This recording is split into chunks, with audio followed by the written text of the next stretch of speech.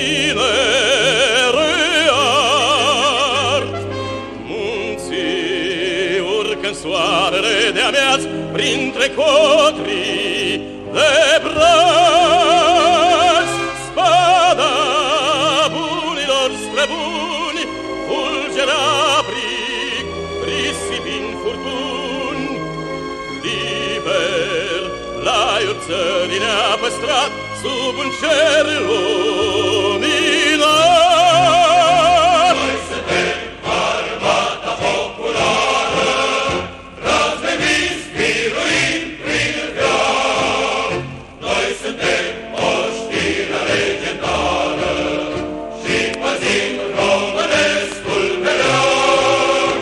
Înfrângând armata și poporul, neînfricați pașnici luptători, toți veghem să crească viitorul sub drapelul țării tricolor.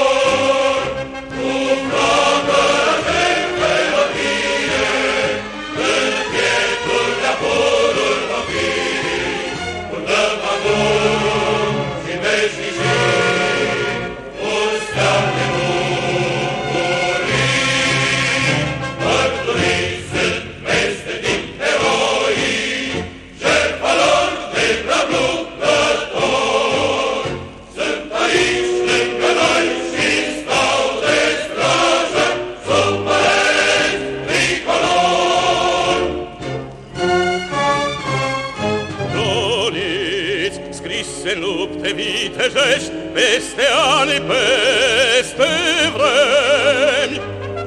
Țară, cu al tău dor ne împletești și în cântec ne chemi.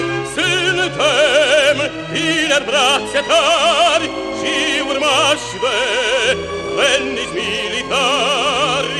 Scutul unui luminat pământ, laiul drag, laiul